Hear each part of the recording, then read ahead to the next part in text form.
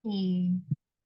Seperti biasa, sebelum kita mulai bahas neuro hari ini, marilah kita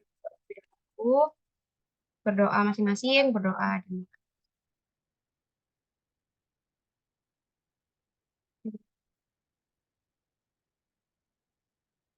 Amin, ya Rabbal amin. Oke, bismillahirrahmanirrahim. Kita mulai ya, guys. Oke. Ini kalau ada yang mau nemenin aku on cam, boleh loh ya. Biar aku nggak sendirian banget. Oke, kita mulai dari awal. Ya, untuk dasar-dasar daripada neurologi, terutama fase neuro ya, fase saraf, itu yang akan setiap hari dipakai itu adalah anamnesis. Kemudian pemeriksaannya. Pemeriksaan neuro tuh banyak, nggak kayak pemeriksaan fisik umum aja, kayak misalkan IPD, mungkin pemeriksaannya udah head to toe aja. Nah, kalau di neuro, di saraf, pemeriksaannya itu selain head to toe, itu juga ada pemeriksaan tambahan, kayak misalkan pemeriksaan kesadaran itu bisa pakai AFU atau bisa pakai FOR atau bisa pakai GCS. Tapi yang paling sering itu adalah pakai GCS. Glasgow Coma Scale itu yang paling sering. Kemudian contoh lainnya pemeriksaan yang beda itu di neuro itu ada pemeriksaan-pemeriksaan provokasi. Misalkan pada kasus CTS atau carpal tunnel syndrome, di mana kalau misalkan pemeriksaan CTS itu biasanya pasiennya itu akan dilakukan atau diminta untuk melakukan berbagai pemeriksaan. Contohnya kayak ini, Valen test, Covalen, ini Covalen, ini Valen. Nah, itu terus pressure test, inal, tuh, atau battle sign. Tuh, nah, itu adalah pemeriksaan-pemeriksaan khusus untuk mendiagnosis penyakit khusus. Contohnya kayak tadi itu CTE. Nanti pemeriksaan LBP itu beda lagi. Itu nanti bisa pakai pemeriksaan provokasi nervus ischiadicus misalkan gitu. Terus pemeriksaan misalkan pasien datang dengan trauma cedera kepala. Nah, itu juga perlu evaluasi lagi atau dicari tahu apakah dia itu em, misalkan karena stroke atau ada infeksi pada lapisan otak misalkan atau meningitis. Nah, itu ada pemeriksaannya sendiri yaitu meningeal sign. Pun kalau misalkan sudah tegas ini stroke, kita juga perlu melakukan pemeriksaan itu. Jadi untuk memastikan karena stroke pun juga bisa meningeal sign-nya positif. Oke. Itu untuk intronya sih.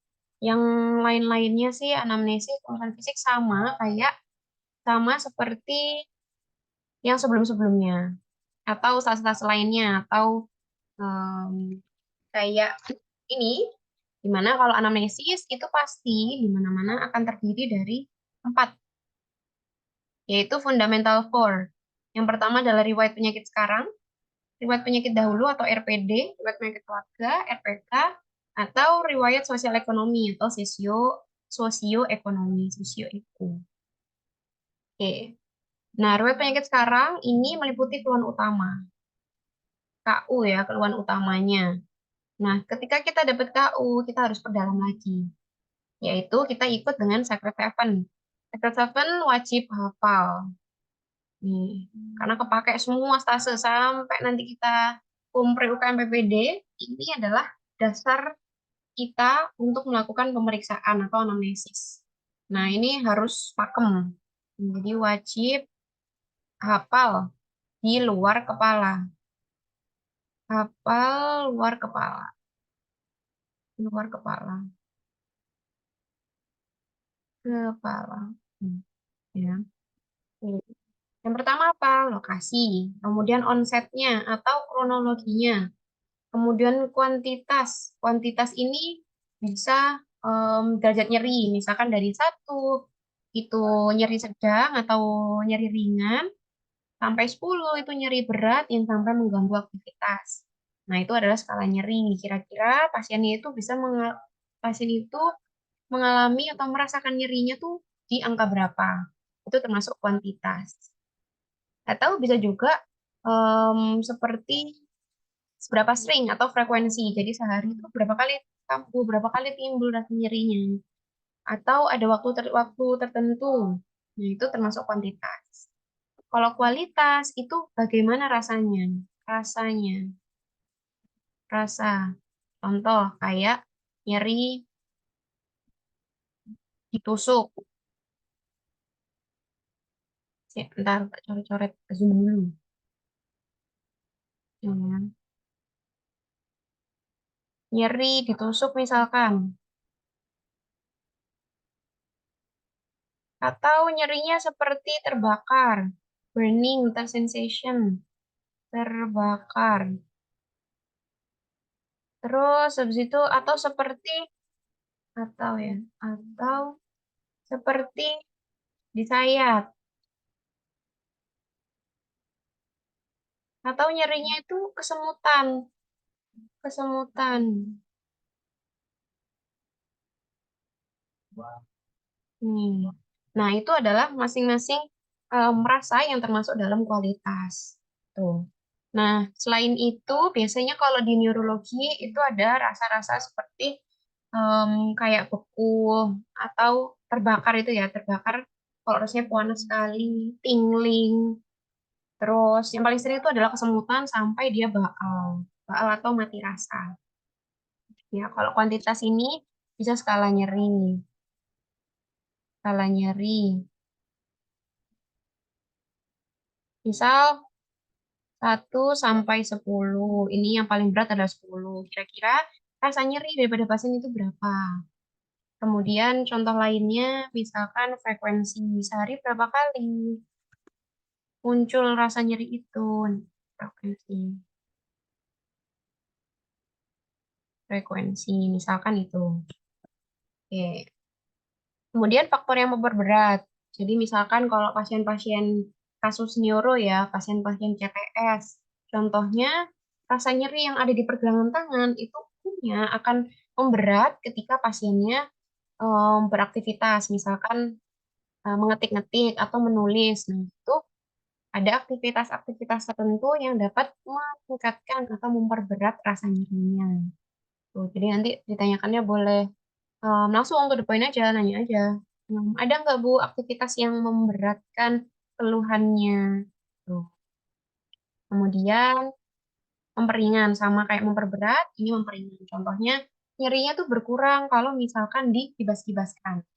Ini masih sama kasus CTS. Biasanya nyerinya CTS itu dia akan berkurang ketika dikebas-kebaskan. Atau pada saat istirahat ini jauh membaik.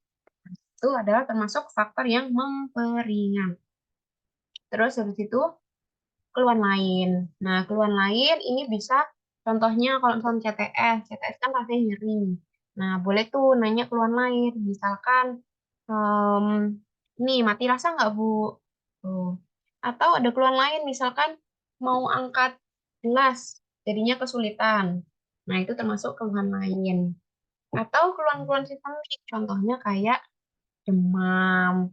Terus kalau misalkan pasien-pasien vertigo, vertigo kan nyerinya berputar. Mungkin bisa timbul keluhan lain seperti mual dan muntah. Tuh. Jadi keluhan lain. Jadi ini bisa keluhan yang menyertai. Keluhan yang menyertai. Ataupun keluhan-keluhan sistemik lainnya. Keluhan sistemik. Keluhan sistemik. Sistemik. Hmm. Nah, itu termasuk ke dalam keluhan lain. Oke. Oke, oh ya, kadang tuh kalau di neuro tuh pasien itu juga datang itu misalkan datang dengan banyak keluhannya dan bisa jadi apa yang dia sampaikan keluhan pertama itu bukan menjadi keluhan utama meskipun dia ngomongnya pertama kali. Nah, itu bisa jadi bukan keluhan utama. Yang dimaksud dengan keluhan utama itu adalah keluhan keluhan keluhan yang membawa pasien eh jelek kali tulisanku membawa pasien untuk berobat atau datang pasien untuk berobat. Hmm. Hmm. Tuh, jadi bukan yang nggak melulu yang pertama kali diucapkan oleh pasien. Tapi poinnya adalah keluhan apa yang sangat berat dirasakan oleh pasien dan itu membawa pasien berobat. Intinya itu yang membuat pasiennya berobat. Tuh, itu adalah keluhan utama. Oke. Lain-lainnya sama seperti biasa. Seperti kita kalau anamnesis pada fase-fase lain atau penyakit-penyakit lain. Oke. Nah, ini keluhan neurologi yang sering dijumpai kayak nyeri kepala. Nyeri kepala itu kalau di mana neuro itu akan dibagi. Apakah nyeri kepalanya itu berdenyut, jadi nyut-nyutan, hilang timbul, atau nyeri kepala berputar. Nah, ini nyeri kepala berputar itu seringkali harus dibedakan sama yang namanya pusing. Hmm. Jadi kalau nyeri kepala berputar itu kurang lebih sama kayak pusing. Hmm. Tapi pusing itu nggak sama kayak nyeri kepala berdenyut. Tuh, jadi harus dicari tahu nyeri kepalanya tuh seperti apa. Seperti apa rasa nyeri yang dimaksud oleh pasien. Oke, itu yang harus diketahui. Jadi kalau misalkan pasien bilang, oh, saya ini dok pusing, pusing sudah em, 2 bulan ini. Nah, harus dicari tahu kira-kira pusingnya itu seperti apa? Pusing yang dimaksud pasien itu seperti apa? Vertigo kah? Pusingnya berputar? Atau pusing yang maksudnya tuh berdenyut? Berdenyut itu kayak migrain misalkan. Dia pusing kemudian dia di tempat tertentu. Misalkan di bagian kanan aja. Itu kanan seluruh kepala bagian kanan. Gitu. Atau justru di bagian belakang leher. Misalkan pada tension type headache atau TTH. Tuh. Kemudian nyeri leher, nyeri tengkuk, nih ya juga ya, termasuk diagnosis bandingnya tuh bisa, DD-nya tuh bisa TTH. Biasanya kalau TTH itu ada kata kuncinya, dia tuh kayak terikat. Tulisanku, sorry ya guys. Semoga bisa dibaca ya. Kayak, apa namanya, ceker ayam, TTH. Terus setelah itu juga bisa frozen shoulder. Nih, biasa frozen shoulder itu juga sampai kepala. Nih ya. Jadi biasanya dia tuh kaku dari sini sampai leher. Frozen shoulder. Ini bisa frozen shoulder. Shoulder. Nih. Terus nyeri punggung, nyeri tangan. Ini tadi ya, nyeri tangan. Contohnya tuh ini CTS. Nah, biasanya CTS ini juga disertai dengan rasa kebas, keringgingan di seluruh jari-jari atau 3 sampai jari keempat aja. Terus nyeri punggung. Ini bisa LBP. Bisa muscle strain aja, jadi bisa aja kekakuan otot aja, muscle tenderness misalkan. Terus mencong atau merot atau lemah wajah separuh ya, biasanya kebanyakan itu stroke. Kalau enggak Bell's palsy, stroke atau BP nih ya. Terus kesemutan sisi anggota gerak sama ya, ini bisa stroke, sorry, stroke. Atau kalau misalkan anggota geraknya jari-jari tangan, ya bisa jadi CTS. Atau TTS kalau misalkan di kaki. Ini sama kelemahan anggota gerak ini juga sama kayak stroke. Terus disatria sama juga bisa jadi keluhan daripada stroke. Manifestasinya tuh. Terus, nah bedakan sama afasia ya. Kalau afasia itu biasanya pasien itu bisa ngomong tapi dia nggak ngerti itu apa. Contohnya kayak afasia sensorik. Jadi pasien diajak ngomong, kita misalkan lagi bahas A nih, lagi bahas A, tapi pasiennya itu nggak dong. Nih, nggak dong sama apa yang kita maksud. Jadi dia sulit memahami kita, sulit mengerti pembicaraan yang sedang kita lakukan. Nah, itu biasanya afasia sensori. Beda lagi kalau misalkan afasia motorik. Kalau afasia motorik, pasiennya memang nggak bisa ngomong. Tapi kalau pasiennya diajak ngomong, paham maksudnya. Jadi untuk membedakan itu biasanya kita bilang, kalau setuju boleh boleh menganggukkan kepala, kalau nggak setuju boleh menggelengkan kepala. Contohnya kayak gitu. Nah, pada pasien dengan afasia motorik, dia bisa. Oh, nggak setuju, berarti dia geleng-geleng. Gitu. Kalau afasia sensorik, yang dia bisa ngomong tapi nggak dong. Itu yang membedakan sensorik sama motorik. Itu kalau bahasa afasia, em, nanti beda lagi ya. Soalnya pakai sisanya. Oke, kemudian, tapi biasanya kalau yang tentang afasia itu, dokter Sobi itu biasanya, sorry, dokter, ya, dokter dia tuh biasanya suka tuh bahas-bahas afasia. Dulu aku disuruh bikin tabel kayak, wait, wait, kayak gini, suruh bikin tabel. Kelihatan nggak sih, guys? Kayak gini. Kelihatan nggak, Rek? Wah, udah kelihatan tuh. Kayak gini. Jadi ini kita bikin tabel-tabel afasia.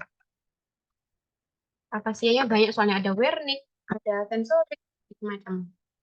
Nanti dia siap-siap, dapat PR. Terus habis itu penurunan kesadaran ya. Penurunan kesadaran bisa pasien-pasien stroke bisa atau pasien-pasien dengan trauma spinal atau trauma kepala ya. Kemudian untuk penurunan kesadaran tadi yang aku sampaikan, jadi bisa pakai AFU, GCS ataupun 4. Dulu kalau nggak salah pernah diajarin sama dokter Sobi tentang 4. Tapi pada em, prakteknya itu jarang dipakai. Jadi bisa AFU. AFU ini alert, verbal, pain, sama unresponsive. Sama GCS, terus 4. Yang 4 sendiri tuh saking jarang dipakai aku sampai nggak hafal ya. Paling enak sih ini AFU atau GCS. Biasanya kalau AFU nih bisa untuk gawat darurat atau butuh cepat banget lah. Tuh. Kemudian kejang. Kemudian gangguan pembau, gangguan penglihatan, ini biasanya berkaitan dengan gangguan pada nervus cranialis. Hmm. Oke, itu untuk beberapa anamnesis atau keluhan utama yang sering ditemukan. Oke, untuk pemeriksaan neurologi, kita masuk ke pemeriksaan neuro. Itu seperti biasa ya, jadi ini pada pemeriksaan seperti pemeriksaan umum pada stase-stase lain, jadi tetap ada keadaan umum, apakah dia baik, baik atau kurang, kurang, atau nampak toksik. Kemudian vital sign, nih ada TTV, suhu, nadi, respiration rate, kemudian ada SpO2. Kemudian GCS, nih pemeriksaan kesadaran bisa dicek, bisa akut, terserah. Kemudian MMSE atau Mini Mental State Examination. Nah, MMSE ini nggak melulu atau nggak harus dilakukan terus-menerus, atau pada semua pasien harus diajar melakukan MMSE. Enggak ya. Jadi, pasien-pasien tertentu aja. Nih, mungkin pernah mendengar, pernah tahu MMSE dari stase psikiatri. Nah, sama. Jadi, pasien psikiatri juga kita bisa pakai MMSE. Tujuannya adalah untuk menilai fungsi kognitif, terutama pada pasien-pasien misalkan demensia, pasien-pasien Alzheimer, kayak gitu.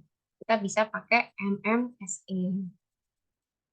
Nah, biasanya pada pasien-pasien yang usianya tua. Jadi pada pasien usia di atas 60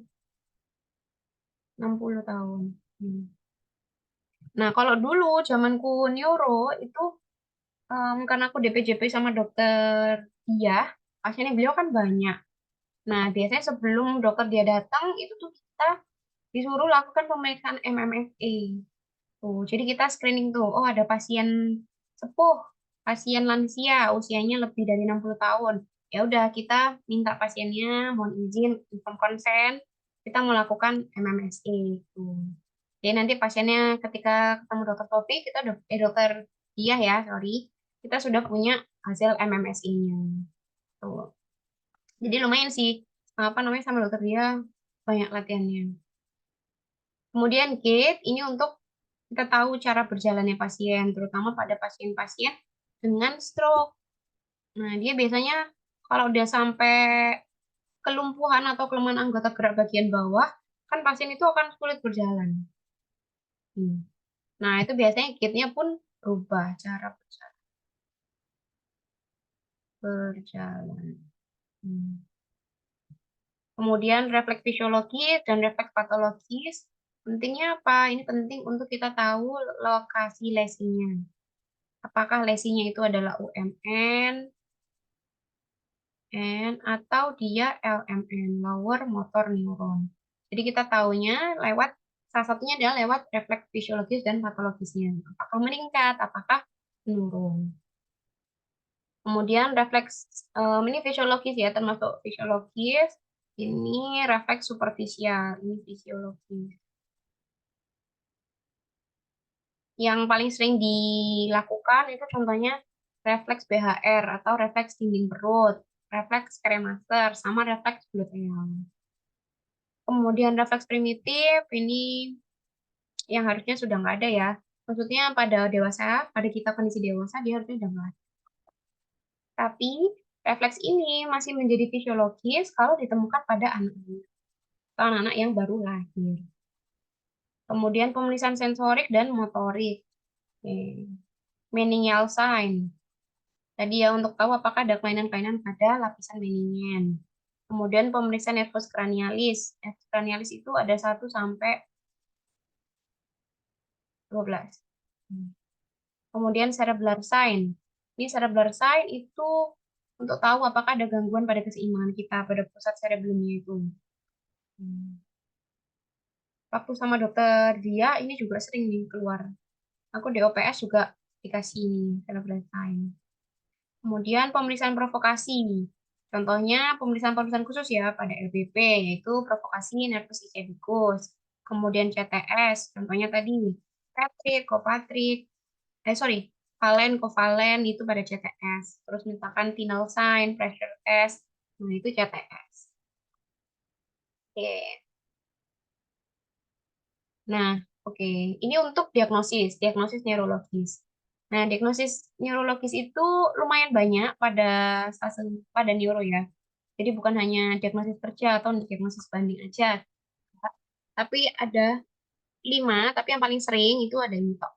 Ada diagnosis klinis, ada diagnosis topis yang sering juga, yang wajib ada sih, bukan sering, memang selalu ada. Kemudian diagnosis etiologi, biasanya dokter-dokter cuma sampai 3 ini. Nih, apa itu?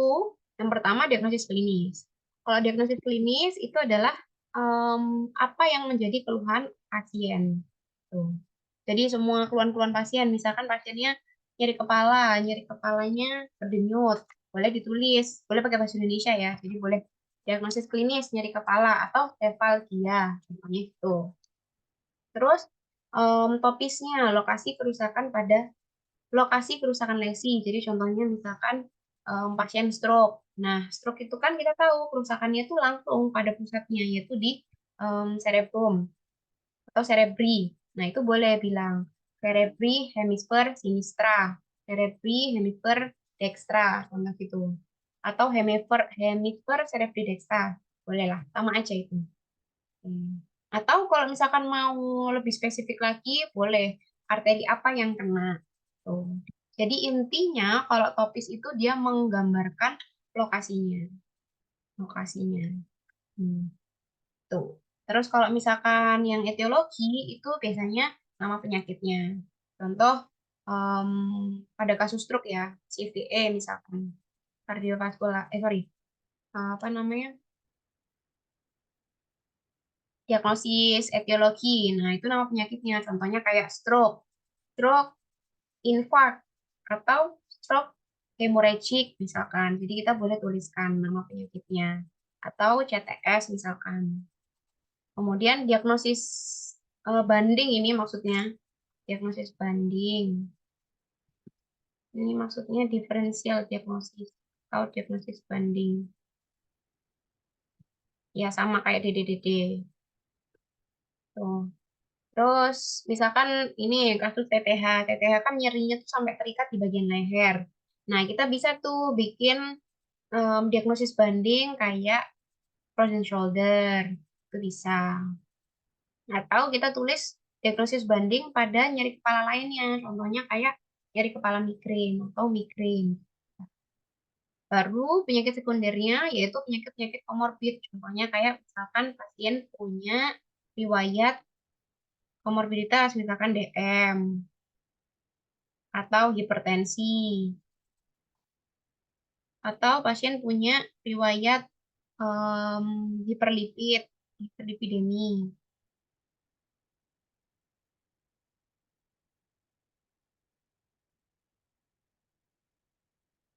atau em, ini PJK, penyakit jantung koroner. Hmm. Nah, itu bisa ditulis pada diagnosis. Tapi yang paling umum dipakai itu yang ini, klinis, topis, sama etiologi. Kalau dari neurologi. Jadi cukup klinis, topis, sama etiologi. Nah, ketiga ini wajib hafal. Oke, contohnya sekarang kita masuk ke contoh ya. Contohnya ini X contoh.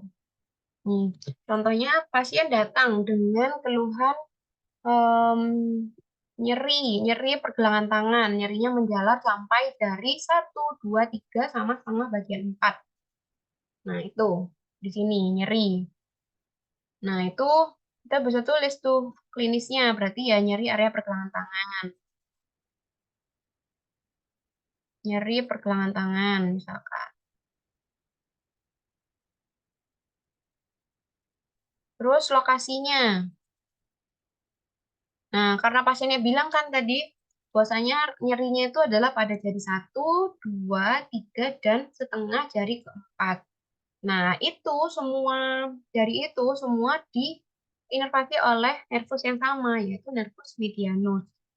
Nah, kita boleh tulis tuh lokasi kerusakan lesinya berarti di nervus medianus. Medianus. Ini boleh ditulis. Kemudian etiologinya berarti adalah carpal tunnel syndrome, CTS. Tuh. Contohnya seperti itu. Oke. Atau kalau misalkan stroke, stroke bisa pasien itu kelemahan anggota gerak, kelemahan, iya, jelek nyatakan kelemahan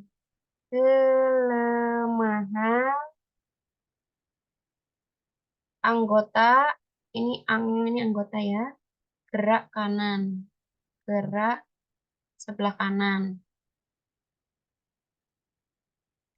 sebelah, atau boleh juga bilang kayak parestesia. Kalau parestesia kan kesemutan, bukan kesemutan sih, hilang rasa.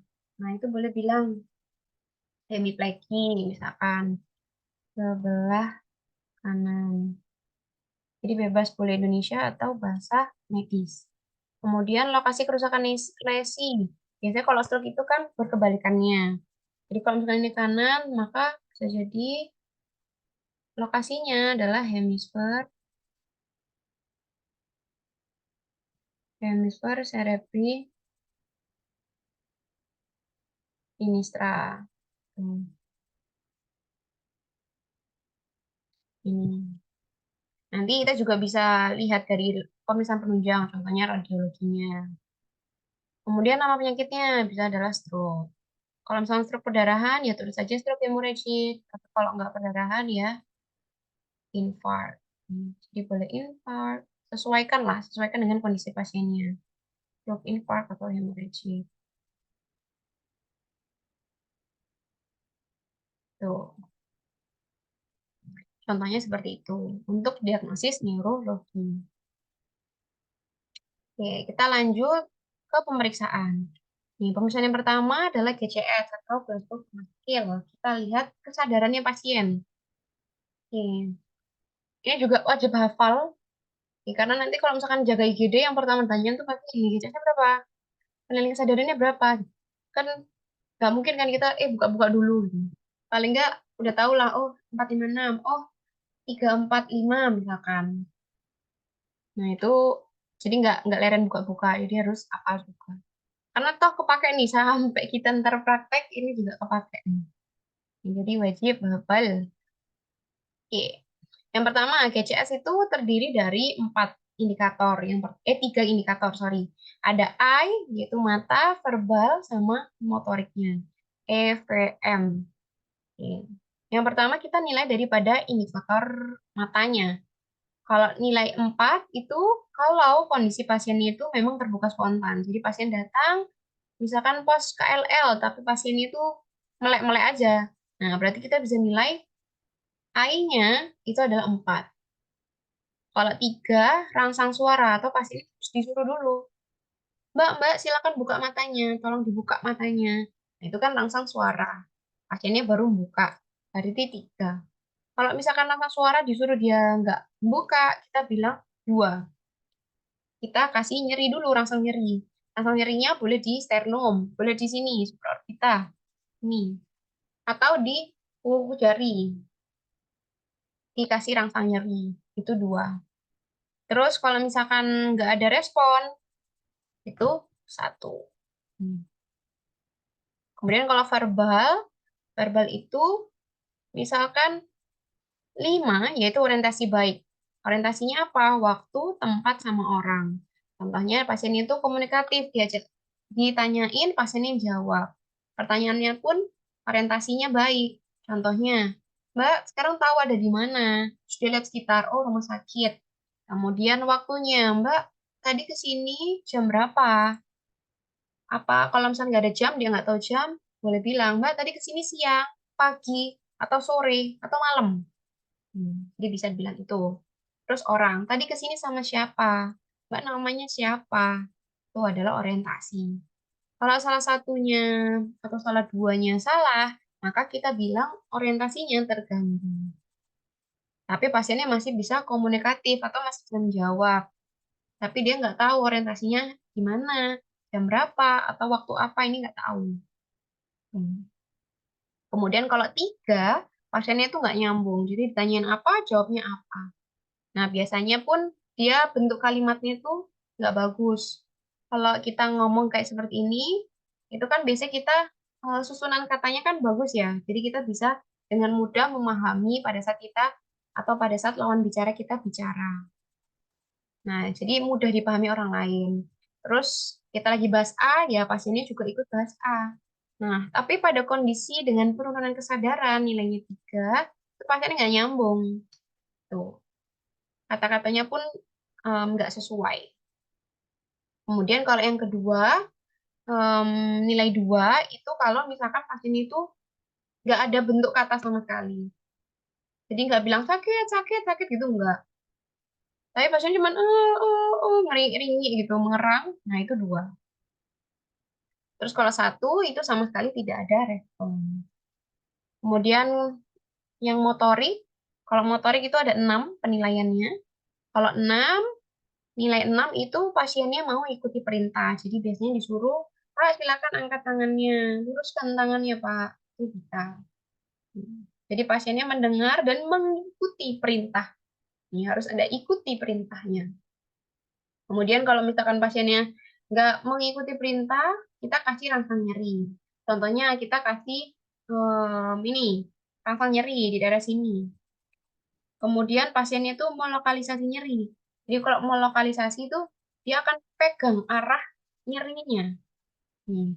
Entah itu kita ketemu, entah itu tangannya nanti ditampis atau dia kayak langsung pegang area nyerinya. Nah, itu yang dibilang melokalisasi nyerinya. Karena beda kalau misalkan menghindari, yaitu nilainya 4. Dimana kalau menghindari nyeri, itu pasiennya nggak nampes gini. Tapi dia menghindar, misalkan mundur, atau geser kepalanya. Karena posisi pasiennya berbaring, misalkan. Atau misalkan kita memberikan rangsang nyerinya itu di jari-jari. Kita kasih, kita tekan, terus pasiennya langsung menghindar. Jadi ditarik tangannya. Nah, itu adalah reaksi menghindari rangsang nyerinya. Hmm. Kemudian yang ketiga, ini nilai 3 itu adalah decorticate atau tangannya tuh fleksi. Hmm. Nah, ini sudah abnormal. Jadi biasanya pasien datang tuh memang sudah kondisi yang kayak fleksi terus di decorticate. Beda lagi sama decerebrate atau decerebrate itu ekstensi. Jadi lurus semua, aku lagi. Nah, nilai satu kalau misalkan tidak ada respon. Jadi satu itu adalah untuk yang nggak respon-respon dah. Contohnya pasien koma, satu, satu, satu, satu. Hmm.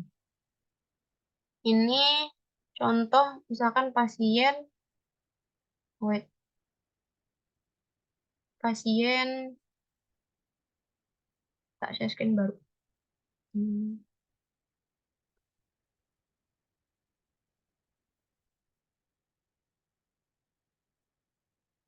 Ini kalau pasien decorticate.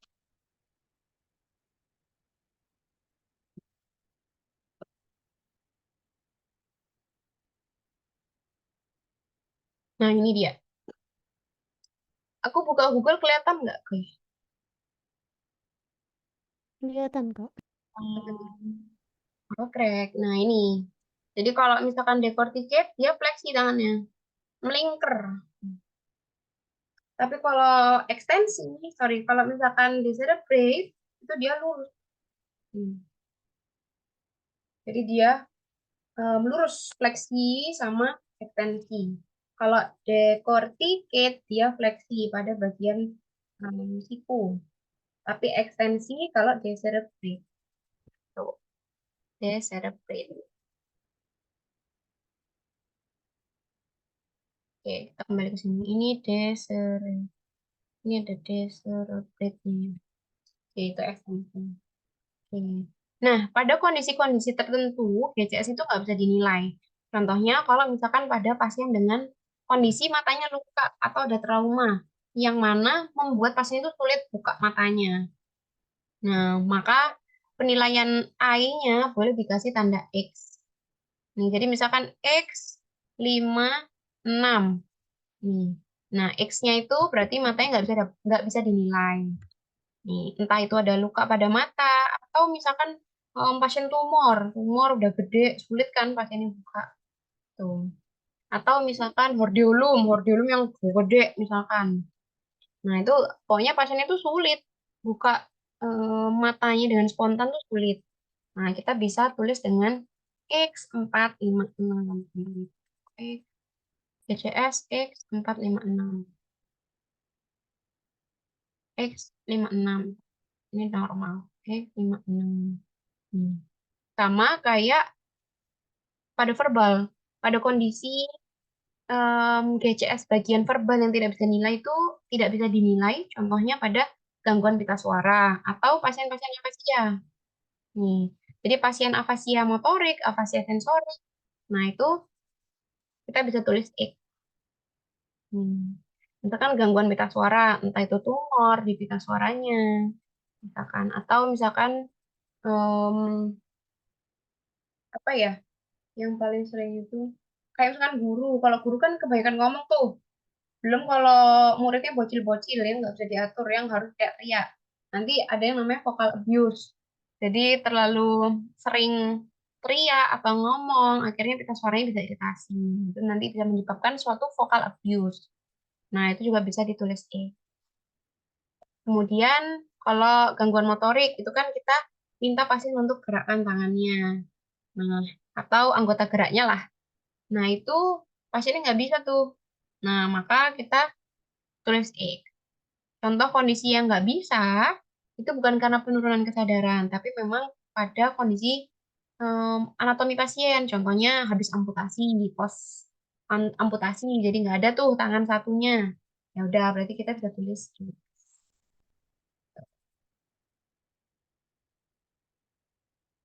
Oke, nah saranku kalau misalkan kalau DOPS ya, misalkan DOPS, terus kita lihat tangan kanannya pasien itu pos amputasi karena pasiennya DM misalkan. Jadi sudah sampai ulkus, dekubitus.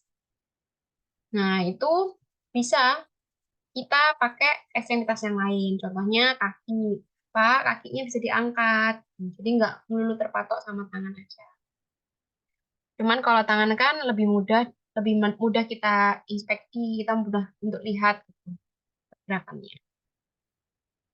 Oke, itu untuk GCS. kita move on ke MMSE, Mini Mental State Examination. Oke, jadi MMSE itu fungsinya adalah untuk menilai fungsi kognitif. Nih, jadi biasanya dipakai pada pasien-pasien yang curiga Alzheimer, demensia, itu bisa dipakai. Nah, biasanya juga dipakai pada kondisi-kondisi pasien dengan usia yang sepuh, lebih dari 60 tahun, 67 tahun. Nah, ini boleh tuh dipakai untuk menilai fungsi kognitifnya. Biasanya sudah mulai pelupa. Nah, kalau pelupa, ini pengaruh terhadap hasil daripada nilai MMSE. Lebih dari 60 tahun. Kalau nggak salah dulu tuh ada lembaran MMSE dari Mas Bagus.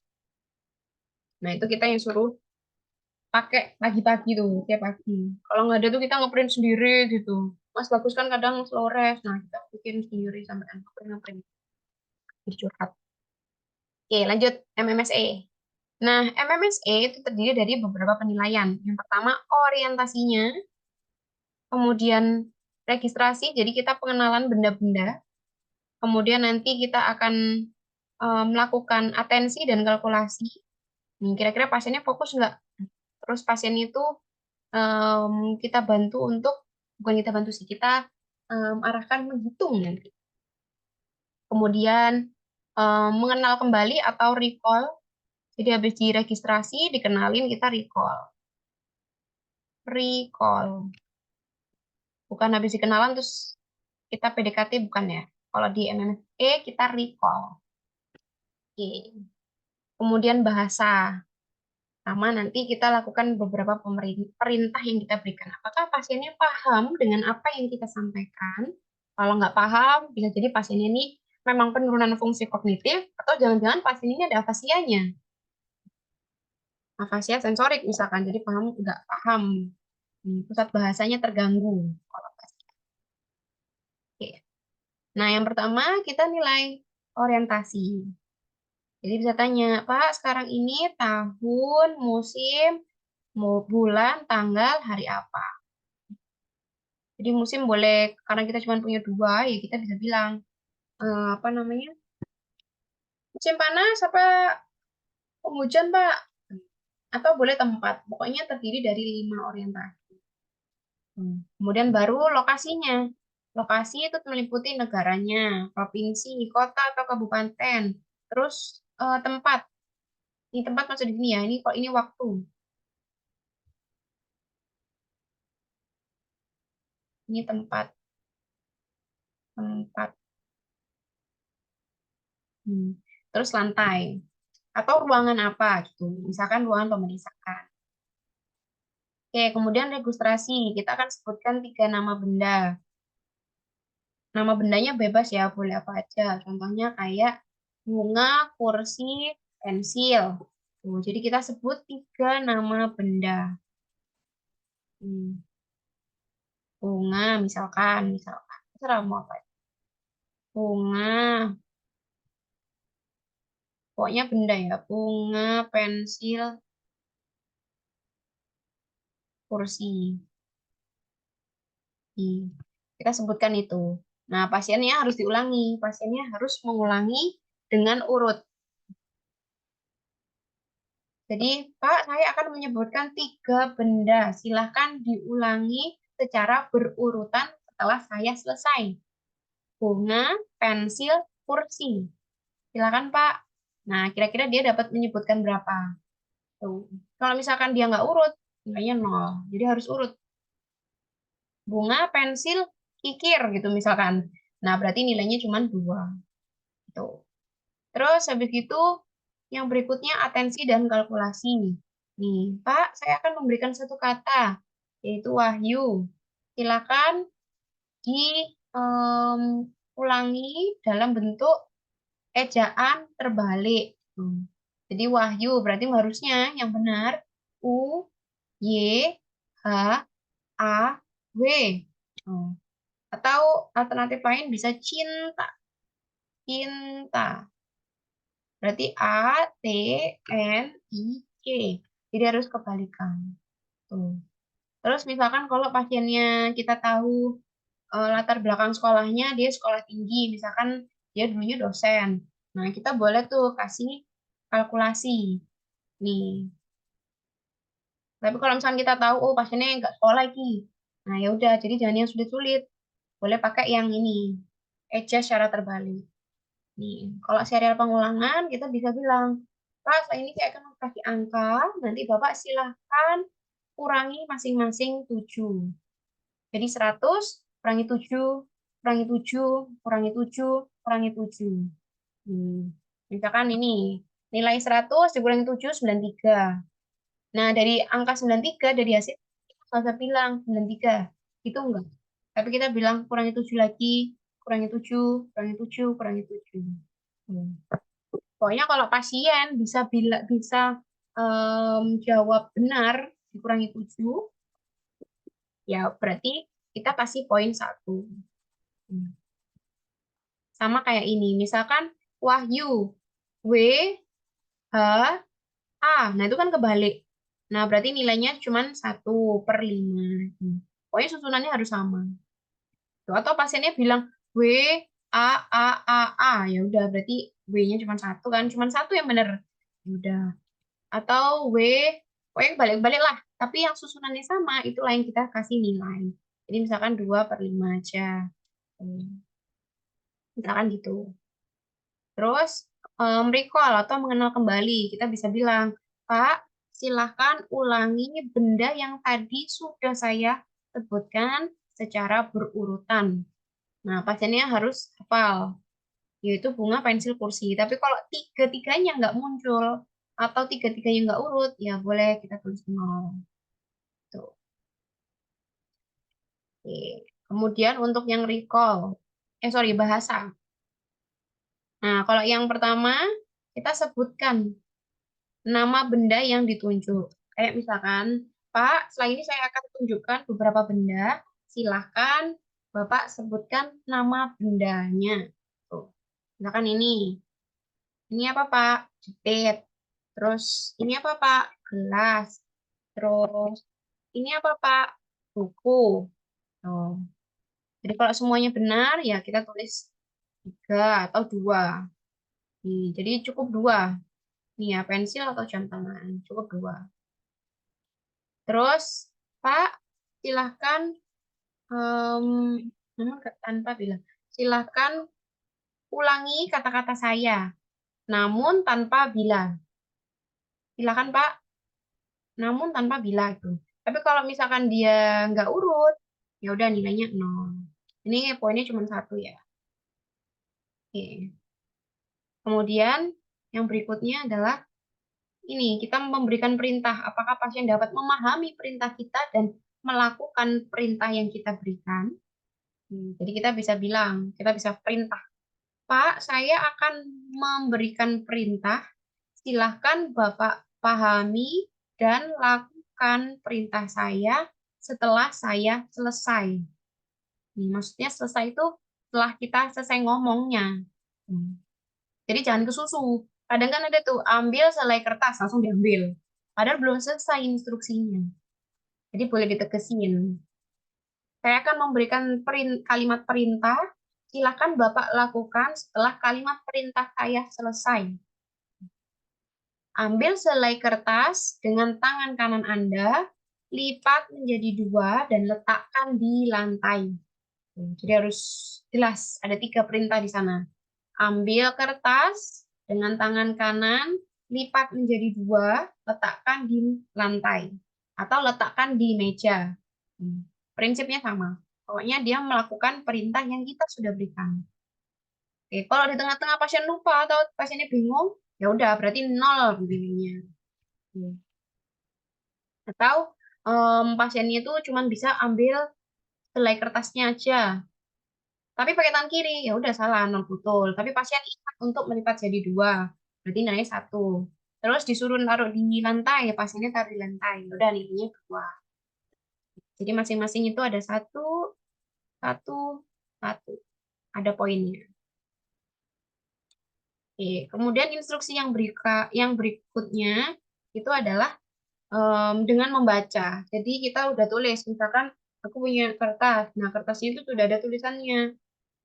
Tulisannya pejamkan mata Anda. Nih. Jadi pasiennya beritahu, Pak, setelah ini saya akan memberikan kalimat perintah.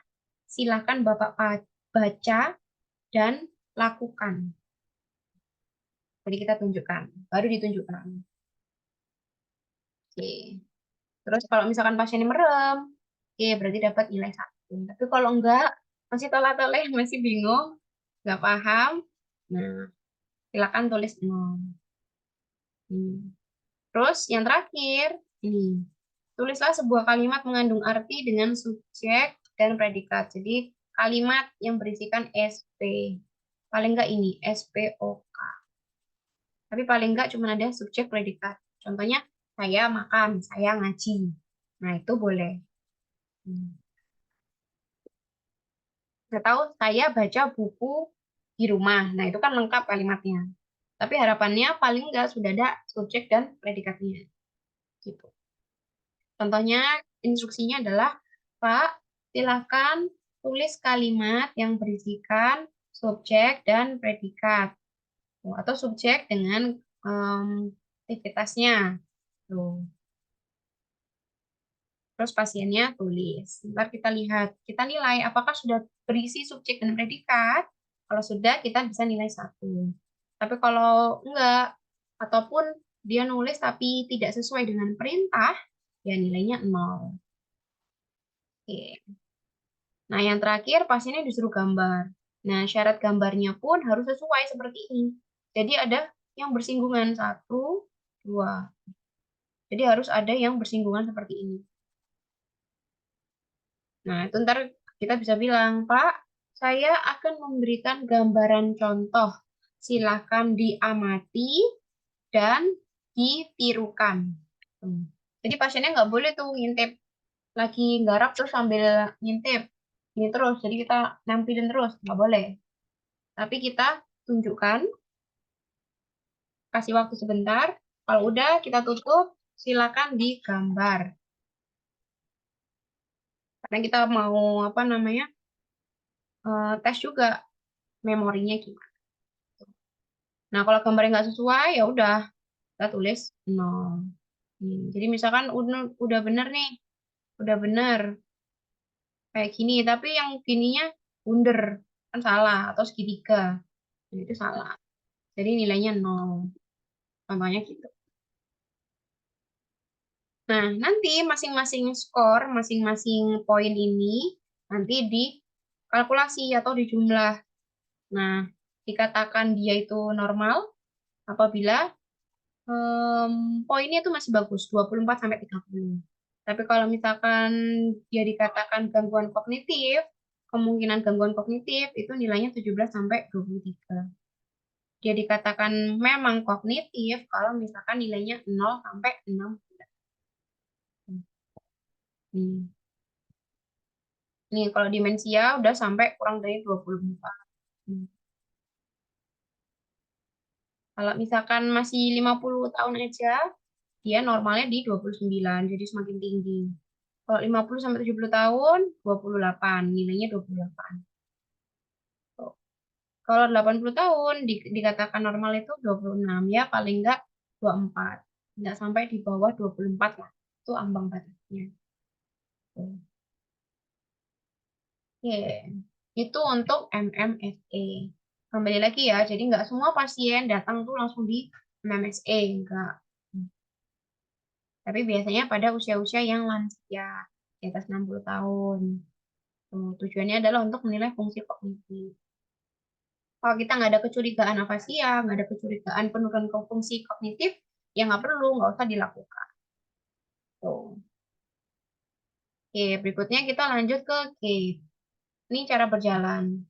Nah, gait ini waktu aku sama Dokter Sobi, ini juga jadi pertanyaan beliau pada saat DOPS. Karena kebetulan pasienku tuh pasien post stroke. Terus akhirnya pasiennya tuh jalannya agak berbeda. Jalannya nggak kayak seperti orang normal.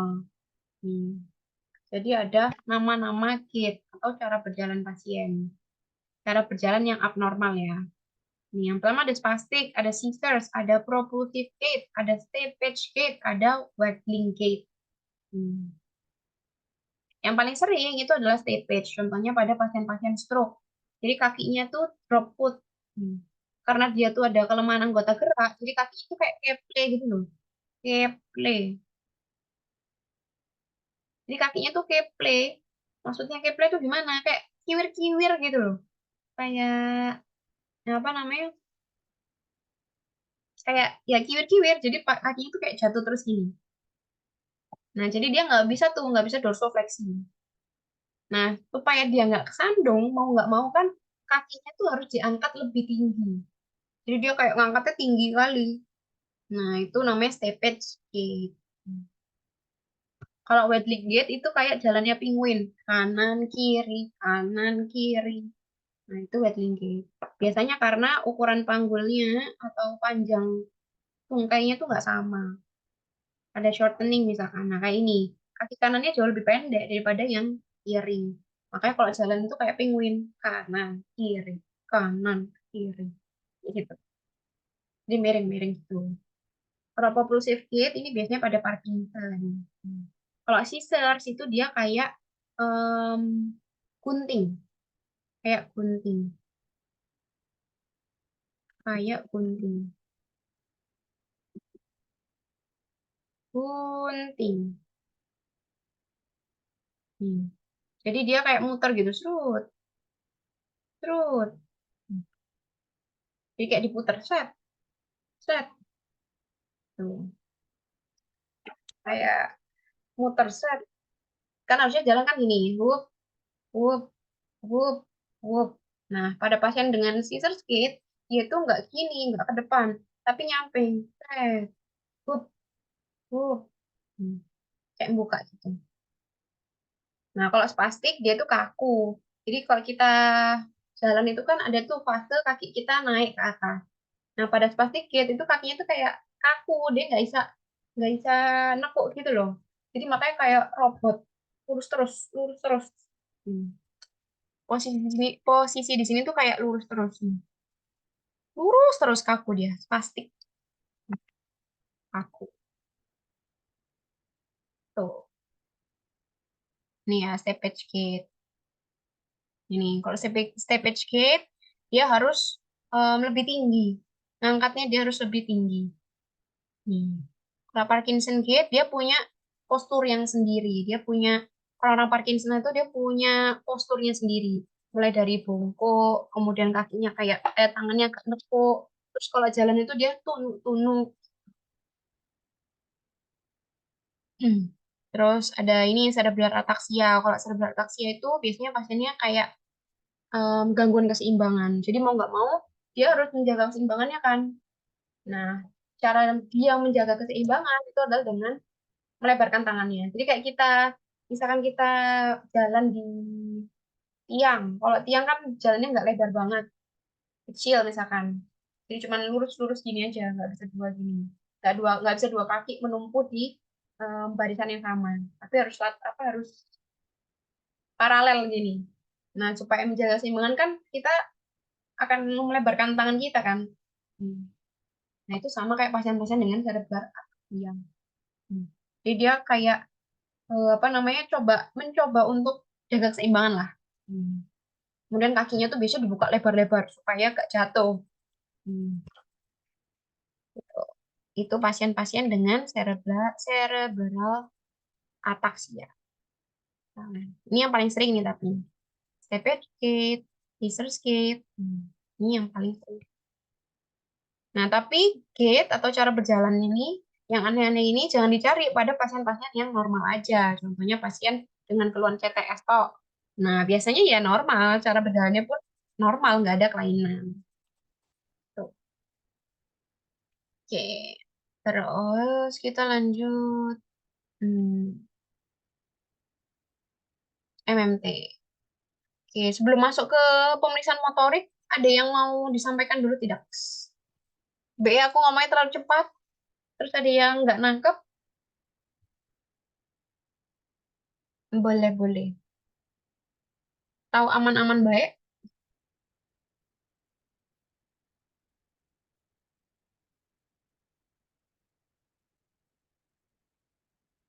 Asar udah masuk nih ini. Sar, kamu sudah di sini kah?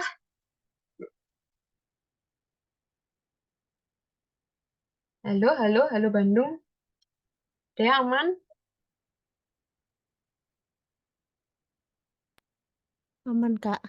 Aman ya, Fitria? Oke, lanjut. Kalau gitu kita lanjut. Ini pemeriksaan MMT. Nah, kalau pemeriksaan MMT ini tuh masuk ke dalam pemeriksaan motorik. Jadi kita mau menilai kekuatan ototnya. Cuman tidak semua pasien-pasien neuro itu bisa kita lakukan pemeriksaan MMT ini atau manual muscle test. Nah, hanya pada pasien-pasien yang koordinatif atau pasien-pasien yang kooperatif. Ya, jadi kita pasien ini diajak ngomong tuh bisa, bukan pasien-pasien em, afasia sensorik misalkan. Jadi pasiennya harus sepenuhnya sadar, kemudian pasiennya itu kooperatif. Hmm. GCS 456, pasien kooperatif. Kooperatif. Hmm. Dan pada pemeriksaannya, syarat yang berikutnya adalah sendi pada pasiennya itu harus difiksasi oleh pemeriksa. Jadi misalkan kita mau lakukan pemeriksaan di bagian ini otot tricep atau otot bicep. Otot bicep di sini ya. Nah, dia itu harus difiksasi dulu. Hmm. Kayak gini contohnya, musculus deltoid, deltoid kan di sini. Nah, deltoidnya itu harus difiksasi. Kemudian baru nanti kita minta pasiennya untuk buka tangannya. Hmm. Buka tangannya, dilebarkan atau abduksi. Abduksi. Jadi abduksi, bukan adduksi. Kalau adduksi itu dia mendekat, adduksi, tapi dia abduksi. Jadi harus dijauhkan. Nah, itu difiksasi. Nah, MMT ini bisa dilakukan di mana aja. Jadi di otot-otot mana aja tuh bisa. Contohnya pada ekstremitas atas. Ekstremitas atas kita bisa lakukan pada musculus deltoid. Ini M deltoid bukan Muhammad deltoid ya. Musculus, musculus deltoid. Ini musculus deltoid. Contohnya ini. Jadi pemeriksaan ekstremitas atas kita mau cek musculus deltoid. Nah, ini kita tahan dulu deltoidnya, kemudian pasiennya harus menggerakkannya secara aktif. Jadi bukan pasif, tapi aktif. Pasiennya yang menggerakkan sendiri. Makanya harus kooperatif dan sadar. ICS 456. Nah, kalau deltoid, pasien disilakan dibuka keluar ke atas. Nah, itu kalau pasiennya bisa, berarti kan dia sudah melawan gravitasi. Kemudian kita beri tahanan. Pak, saya akan memberi tahanan, silakan dilawan ya. Jadi pasiennya dibuka, tangannya buka, terus kita kasih tahanan. Kira-kira pasiennya kuat nggak? Itu kalau pada muskulus deltoid. Nah, namanya muscle test, ada yang namanya interpretasi. Interpretasinya masuk ke sini. Jadi normal, pada kondisi normal kayak kita-kita nih, normalnya itu adalah nilainya 5. Jadi kalau 5, pasiennya itu bisa melawan gravitasi dan juga bisa melawan dengan tahanan yang kuat. Jadi maksimal resisten. Terus bisa melawan gravitasi. Bisa diangkat. Tahu 4 plus atau 4 ya, 4. Kalau 4 itu ya oke, karena pasiennya masih bisa melawan gravitasi, tapi dia nggak bisa melawan tahanan yang berat. Jadi pasiennya hanya bisa melawan gravitasi dan tahanan ringan atau moderate. Nih. Kemudian kalau 3, ini 5, 4, 3. Ini. Biasanya pasiennya itu sudah tidak bisa melawan gravitasi. Tapi pasiennya, oh masih bisa melawan gravitasi, sorry, masih bisa melawan gravitasi. Tapi dia sudah nggak bisa melawan tahanan apapun. Hmm. baik itu ringan, sedang, apalagi ataupun berat dia sudah nggak bisa. Itu masuk ke 3. Kalau 3 plus, itu dia masih bisa tuh melawan gravitasi, tapi tahanan yang ringan. Tuh. Terus kalau 3 min, itu pasiennya sudah em, menahan gravitasinya tuh 50%, 50-50. Tapi sudah nggak bisa ada tahanan sama sekali. Kemudian 2.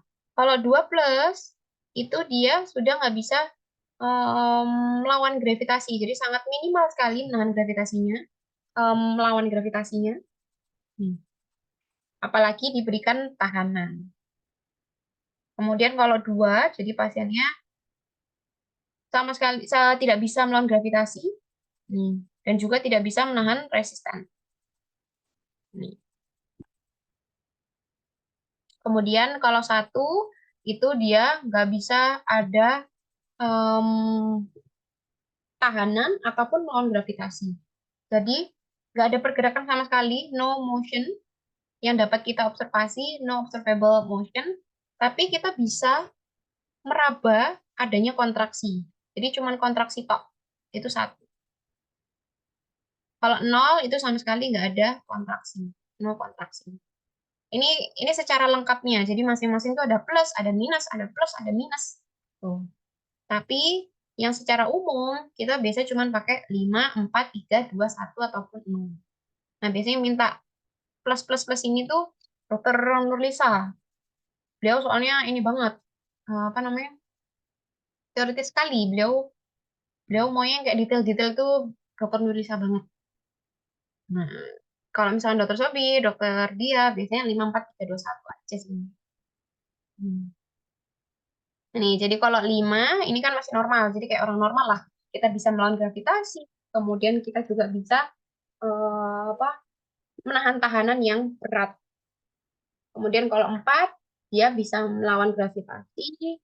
Kemudian tahanannya tahanan yang ringan. Tulis. Ini adalah kalau 4 itu tahanan ringan. Tahanan ringan. Ringan. Ini tahanan berat. Tahanan berat. Terus kalau 3, MMT nilainya 3, itu kalau dia tidak ada tahanan sama sekali. Jadi cuman gravitasi aja. Hmm. Terus kalau yang 2, itu sama sekali nggak ada gravitasi. Nggak ada gravitasi. Jadi dia hanya bisa gerak kanan dan kiri. Aku tulis kanan dan kiri aja deh. Jadi dia cuma bisa gerak kanan kiri. Kanan kiri.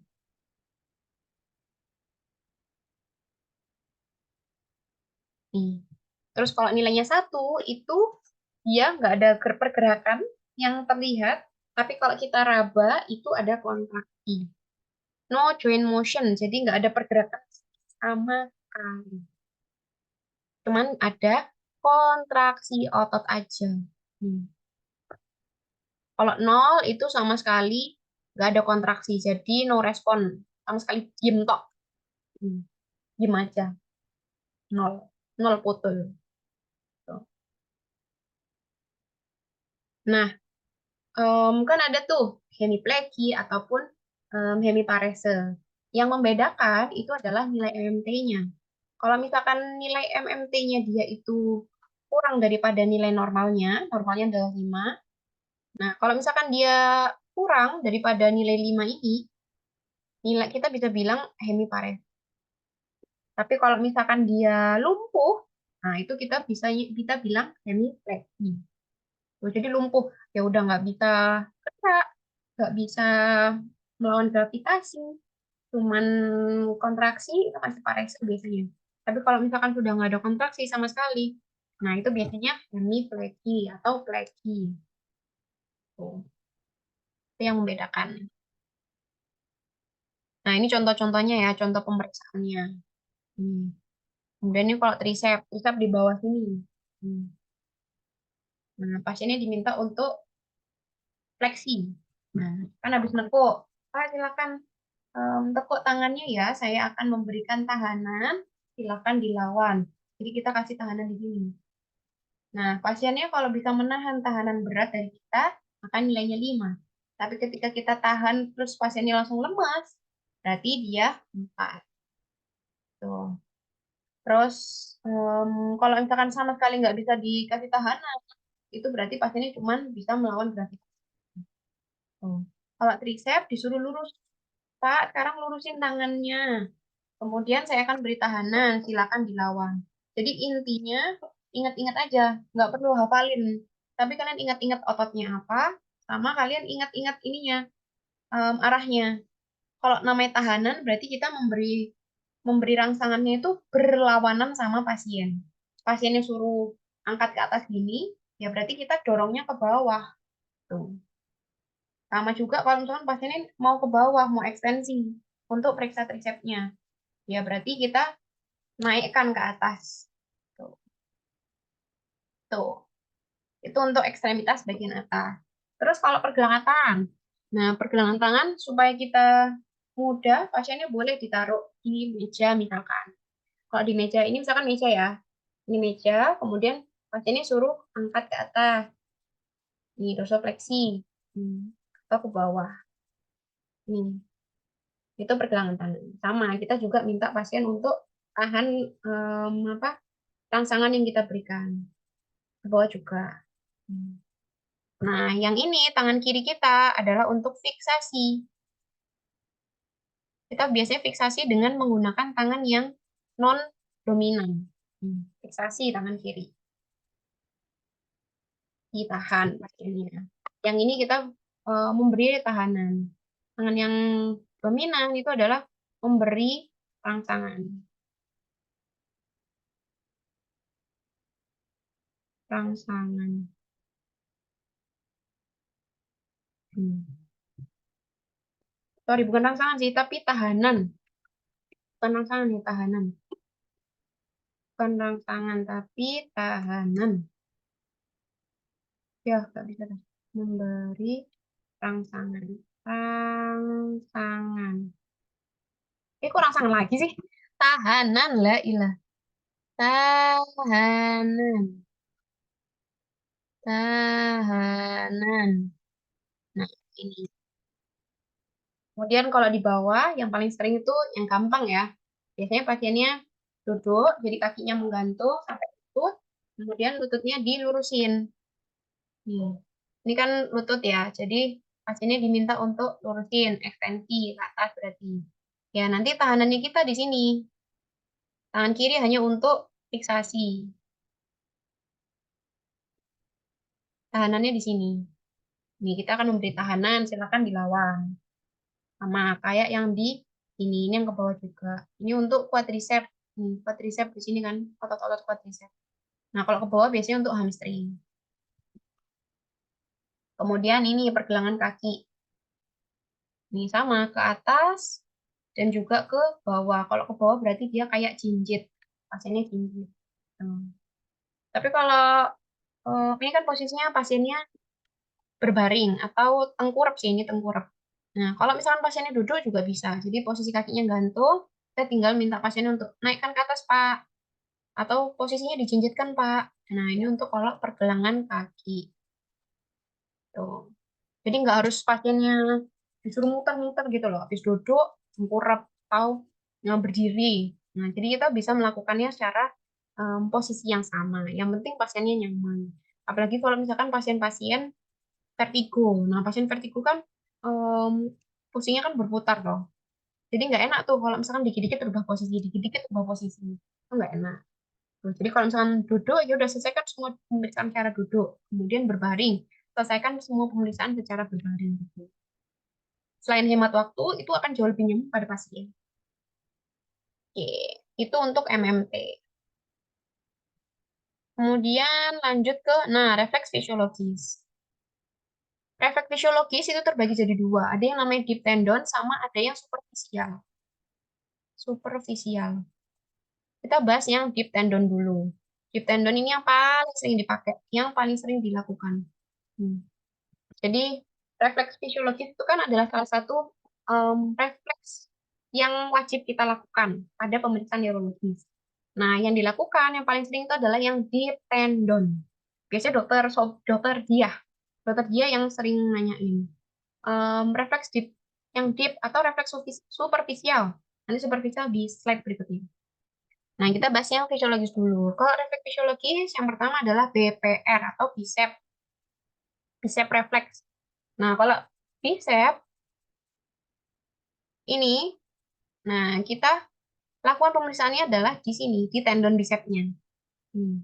Bedanya adalah kalau misalkan yang pada bagian tangan atau ekstremitas atas, itu semuanya tuh kita butuh yang namanya jempol kita. Ini dipukulnya itu di palu hammernya itu dipukul di jempol, kuku ibu jari kita. Kuku jempol, kuku ibu jari.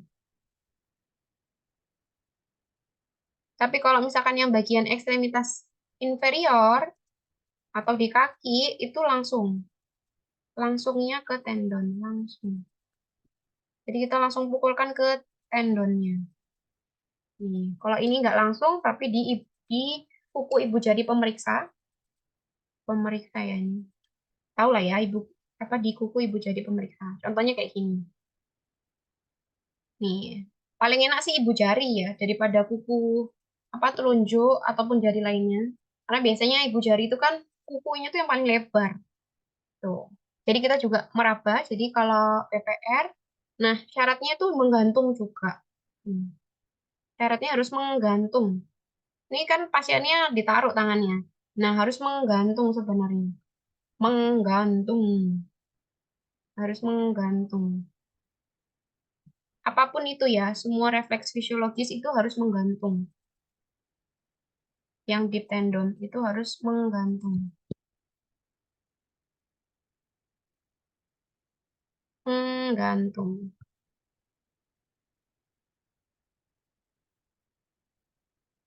Menggantung. Hmm. Jadi kalau misalkan bicep, kita boleh posisikan pasiennya itu tekuk. Hmm. Jadi tangannya kita itu boleh ditanggahkan.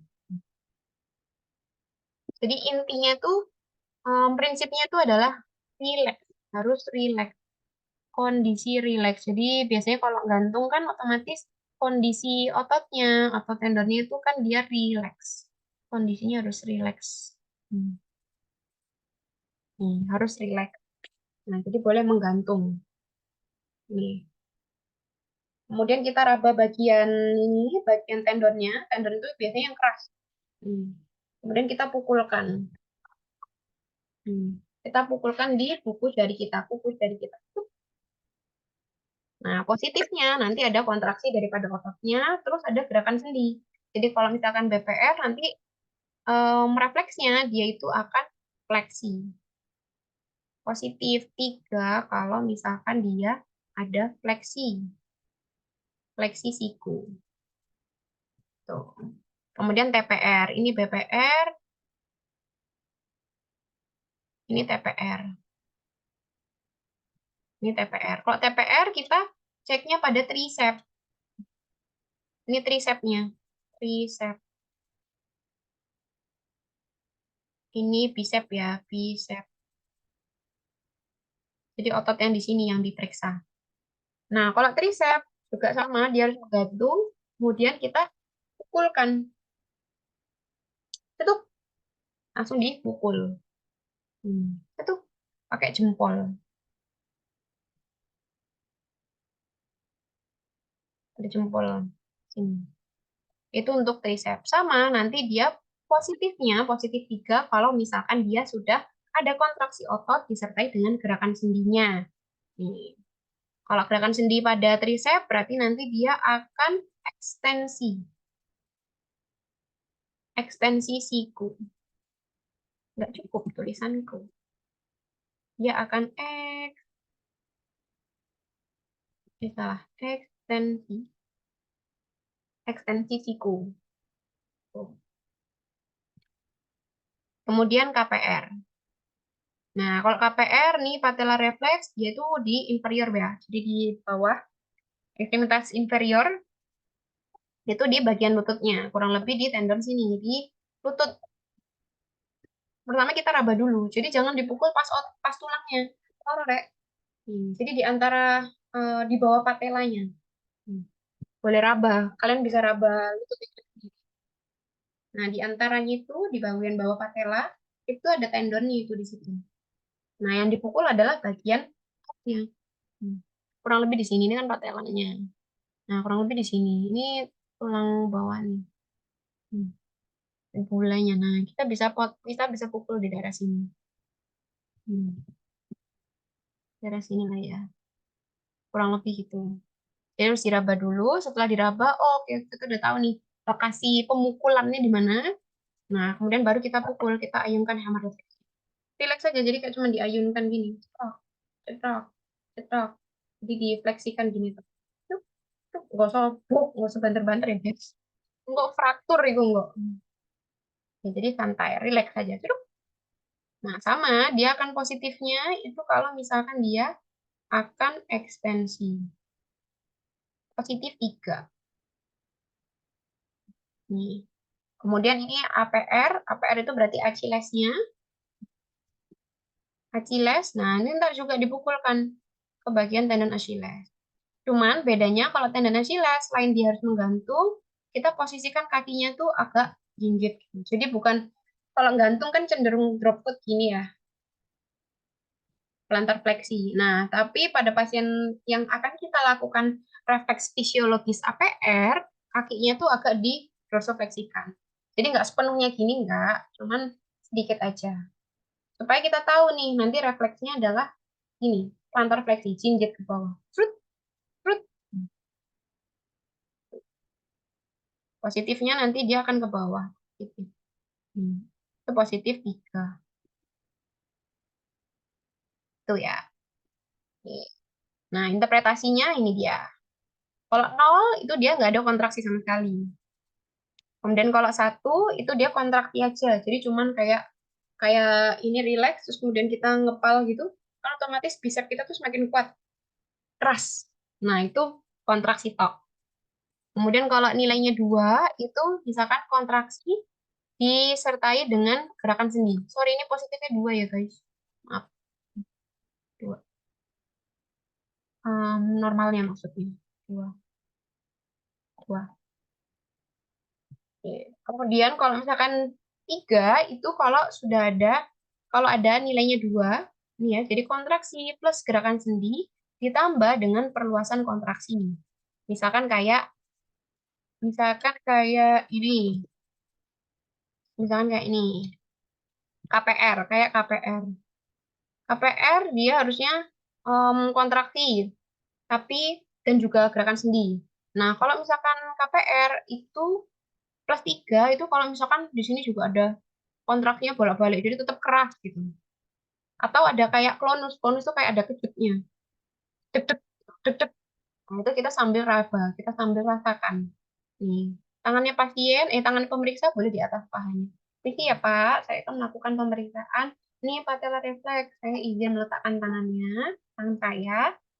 Jadi boleh diletakkan di sini. Tujuannya adalah untuk meraba, kira-kira ada klonusnya enggak? Kalau klonusnya ada, berarti masuk ke 4. Jadi refleks fisiologisnya nilainya 4. Dia masih fisiologis, cuman refleks fisiologisnya jadinya interpretasinya itu adalah dia meningkat. Kalau ini berarti dia refleksnya meningkat. Meningkat. Kemudian kalau yang 0 sampai 1 itu berarti refleks fisiologisnya menurun. Nih, nanti ini kepake kalau misalkan kita mau menilai apakah lesi kelainan neuronnya itu dia di upper atau lower motor neuron, LMN atau Itu untuk refleks fisiologis yang deep, deep tendon. Nah, kalau yang superficial, superficial yang paling sering itu ada tiga. Jadi ada dinding perut, gluteus, sama cremaster. Kalau dinding perut, kita caranya itu, kok nggak ada gambarnya? Oke.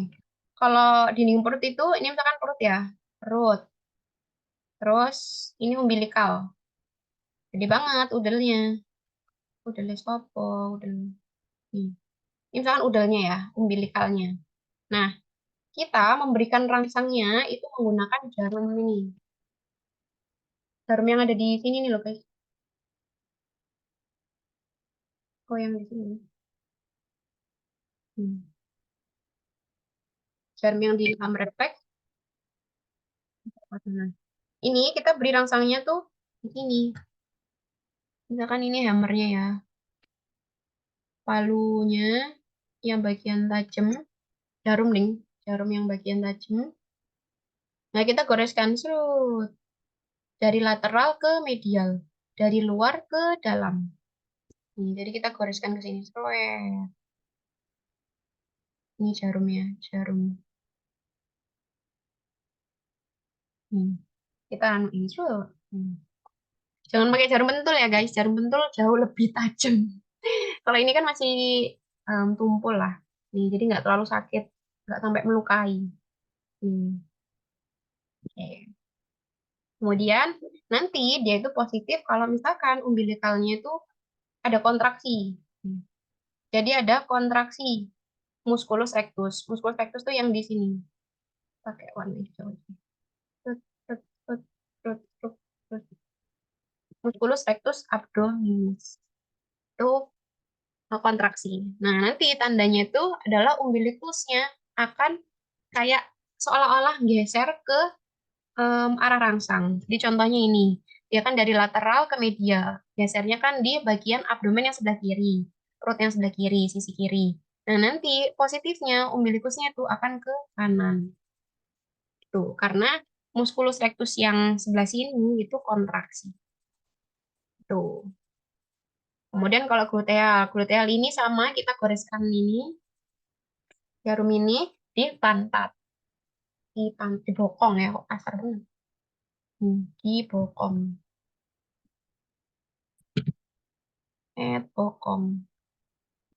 Goreskan bokong, bokong. Nanti dia kontraksi musculus gluteus. Bokongnya langsung ngeras. Awalnya kenyal-kenyal gitu ya. Ternyata waktu kita lakukan rangsangnya, itu dia kontraksi. Jadi langsung keras. Awalnya kenyal-kenyal kayak squishy. Kemudian dia keras seperti batu. Terus kremaster. Kremaster ini kita goreskan di paha. Paha bagian dalam. Ini misalkan paha ya. Hmm. Ini biasanya pada laki-laki. Misalkan ini adalah bagian lato-latonya, testis ya. Ih, ini penis-penisnya ini banget. Nah inilah, ini misalkan lato-latonya ya, testisnya. Testis. Terus ini bagian pahanya. Paha. Ini pahanya. Coba lihat. Ini lutut nih. Trut, trut, trut, trut, trut. Ini lutut. Trut. Ini kakinya kan. Langsing bener kakinya. Ini kaki. Ini kaki. Coba lihat.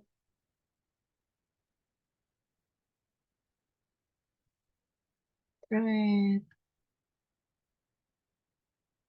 nih.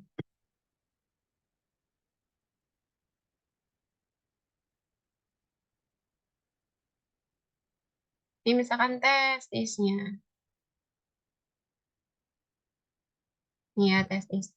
Nah, kita goreskan di jarum tadi itu dari arah bawah ke sini. Set. Nih, boleh kanan, boleh kiri. Nah, kita goreskan ke atas, nih, sud. Di bagian paha bagian dalam ya. Ini tuh goreskan paha bagian dalam. Biar nggak tanya-tanya nanti tulisanku. At paha bagian dalam. Nih, jadi digoreskannya di paha bagian dalam. Kemudian kita lihat respon daripada testisnya. Nah, lato-latonya tuh naik apa enggak? Lato-latonya diem aja atau bergerak? Tuh. Kalau misalkan bergerak, berarti dia ada kontraksi. Nah, itu dikatakan positif. Kalau misalkan testis atau lato-latonya itu terangkat sesuai rangsangan. Contohnya kayak ini tadi, kita goreskan dari sisi kanan, paha bagian dalam yang kanan, kemudian testis ke atas, naik juga testis yang kanan, lato-lato yang kanan, naik. Nah, itu berarti dia positif, premasternya positif, dan itu normal. Yang nggak normal itu kalau misalkan em, nggak ada kontraksi sama sekali. Kan diberikan rangsangan, loh kok nggak ada kontraksi? Tuh, itu yang dikatakan abnormal. Hmm. Jadi dia sesuai rangsangan atau ipsilateral.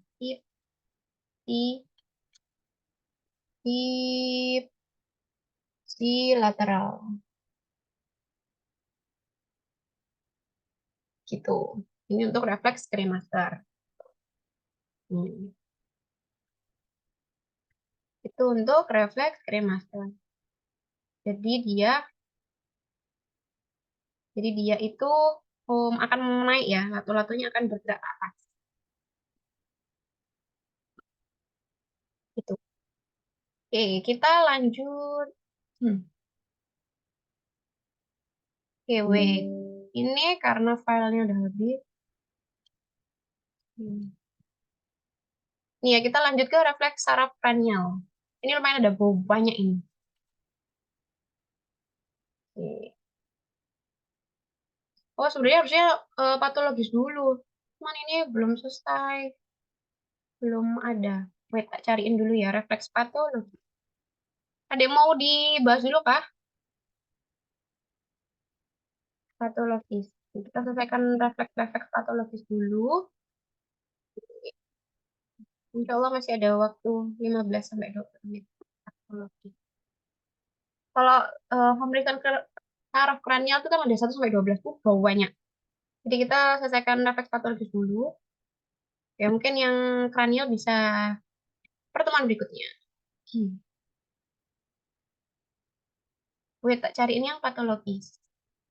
Refleks patologis itu ada, bisa nggak ya, edit, kita tambah ini, nggak bisa kayaknya. Aku bukain PPT aja deh, aku masuk-masukin ya. Tadi udah mulai melakukan pemeriksaan-pemeriksaan gitu kah? Atau hari Oh, pertama jadi kita observasi aja? iya, masih belum sih, Kak. Soalnya masih hari pertama. Oke, oke. Cek aman ya berarti. Alhamdulillah masih lolos. Ya, Mas. Biasanya kayak gitu sih kalau sama dokter dia. Minggu pertama tuh biasanya kayak observasi aja. Jadi kamu harus perhatikan cara beliau anamnesis, cara beliau melakukan pemeriksaan. Nah, nanti ketika minggu kedua, biasanya beliau yang minta tolong ke kita. Coba lakukan pemeriksaan cerebral sendek. Gitu. Atau, DM-nya mana nih? DM-nya mana? Ya, coba DM Fitria, tolong lakukan pemeriksaan sensorik. Tuh, pemeriksaan refleks, refleks patologis. Ini kelihatan nggak PPT-ku yang baru lagi? Kelihatan, Mbak. Kelihatan ya? Oke. Oke, kalau kita nyambung dulu ya ke sini ya. Kita kok. Kalau refleks patologis itu ada yang bagian ekstremitas atas sama yang bagian ekstremitas bawah atau inferior. Nah, kalau yang superior, ekstremitas inferior itu cuman dikit atau atas, itu ada yang namanya Hoffman atau Tromner. Oke, kita cari gambarnya dulu. Jadi ini kita kalau yang bagian atas itu cuman jari-jari tok, refleks patologi Hoffman.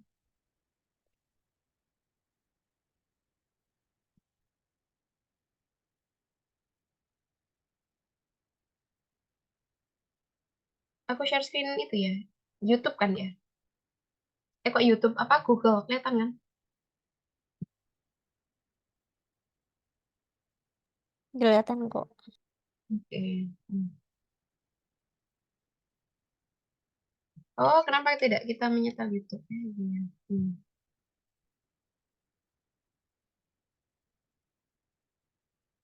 Hoffman Tromner.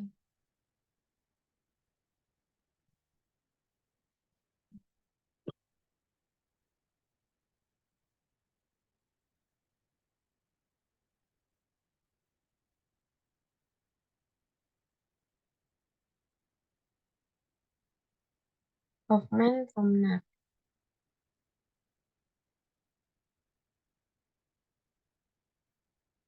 Ini Hoffman Tromner. Kelihatan?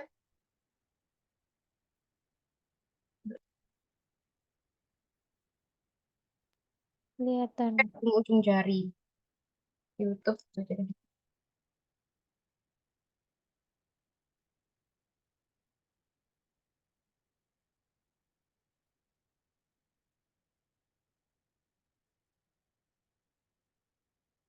Nah, syaratnya kalau pemeriksaan Hoffman itu kita nggak boleh nyentuh bagian-bagian lain. Kan ini jari ya. Jadi nggak boleh tuh kita nyentuh bagian-bagian lain. Kita cukup fiksasi. Jadi kita fiksasi jari telunjuk tanpa menyentuh jari-jari yang lain. Jadi benar-benar pure kita harus pegang tangan kiri fiksasi, pegang jarinya, nggak boleh nyentuh yang lain, pegang jari. Kemudian tangan kanan itu kasih rangsangan. Hoffman, Tromner.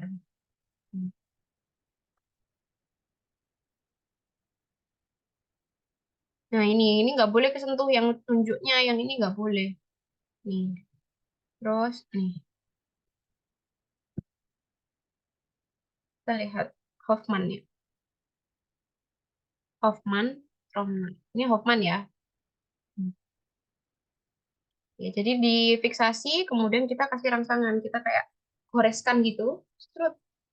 Nih, jadi digoreskan pakai jari tengah, digoreskan. Kalau Tromner di tus ke atas. Hoffman, Tromner. Hoffman, Tromner. Tromner digoreskan. Tromner ya, Tromner itu kayak di sentil gitu, sup. Nah, ini Hoffman ini. Ini contohnya Hoffman. Seperti digoreskan. Tromner, kita cari dulu. Contohnya, Tromner.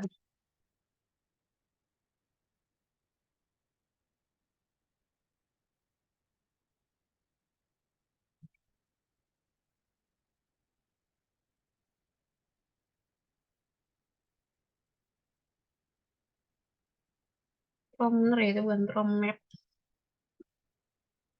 Hmm. Nah, ini langsung guys.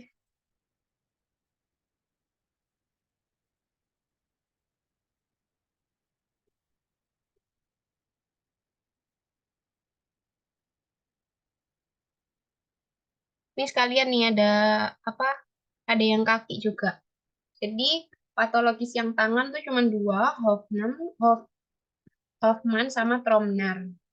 Kitanya tuh di kaki.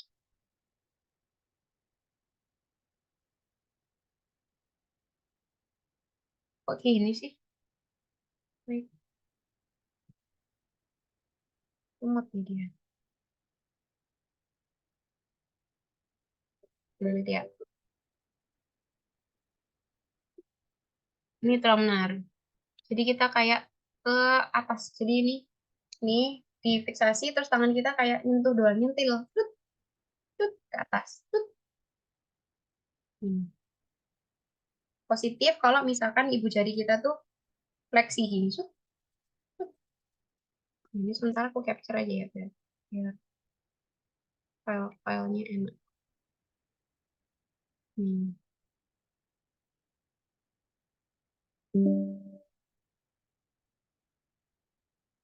Kemudian ini untuk yang Hoffman habis ini. Wait,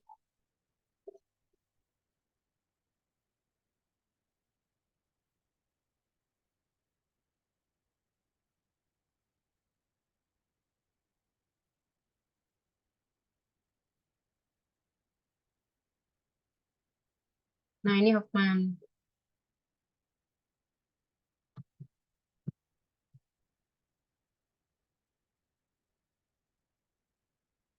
Ini refleks Gordon.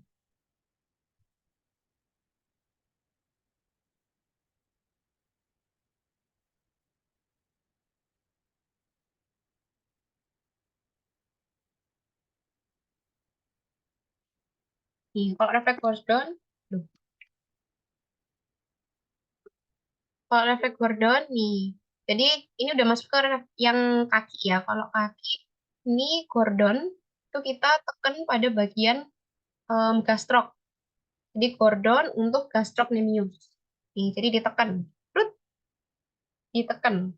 Positifnya nanti dia akan ada dorsofleksi jadi ke atas. Kemudian ibu jari-jari yang lain itu kayak mengembang atau fanning. Jadi gini, dorsofleksi dan fanning. Semua interpretasi pada kaki itu sama aja. Jadi dia refleks Gordon ataupun refleks Oppenheim semuanya sama. Tuh, yaitu dorsofleksi dan pengembangan daripada ibu pada jari-jari. Ekstensi dan jari-jari lain yang mengembang atau fanning. Ini refleks Gonda. Kalau Gonda kita petik atau menarik pada jari-jari keempat. Jari keempat ya, satu, dua, tiga, empat. Sama, interpretasinya masih sama. Ini Oppenheim. Kalau Oppenheim itu em, kebalikannya sama Gordon. Kalau Gordon kan di bawah gastrocnemius. Tapi kalau Oppenheim itu di atas. Ya kita pijet mulai dari lutut ke bawah. Kita urut gitu. Di tulang-tulang tibia. Ini kan tibianya. Nah, ini di antaranya kita pijet sama. Interpretasinya juga sama.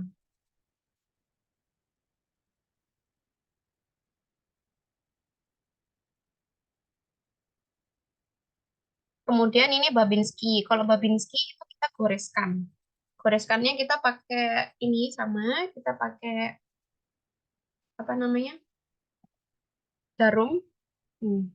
Jadi ini kita goreskan dari lateral ke arah jempol ke medial. Tapi di kaki ya, guys. Nah, positif itu kalau misalkan dorsofleksi, di kakinya dorsofleksi, kemudian pengembangan jari-jari atau fanning. Ya, dibedakan. Kalau kayak gini, bedakan sama yang namanya geli. Biasanya kalau geli itu menghindar aja, terus dia kayak nutup gitu jari-jarinya. Tuh.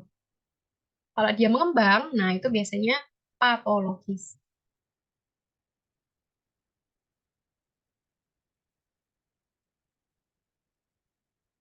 Refleks Babinski.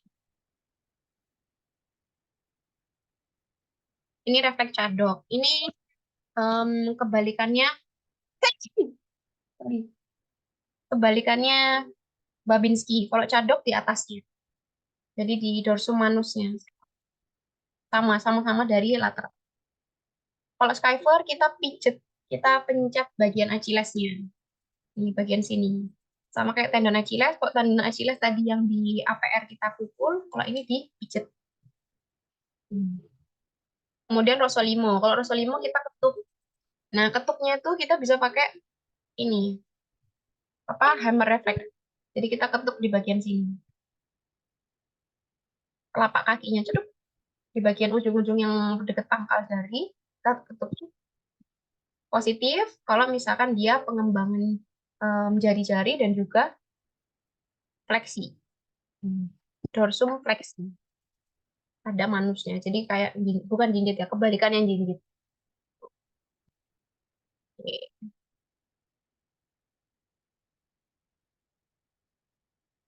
Ini ya refleks Strommner. Kalau Hoffman itu digores.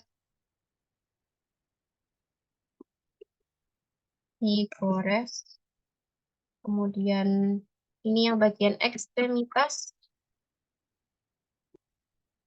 inferior. Itu ada Hoffman, itu ada yang pertama. Itu ada Gordon. Kalau yang Gordon itu berarti dia dipencet, di bukan dipencet ya, dipijet. dipijat bagian mucus gastrocnemius.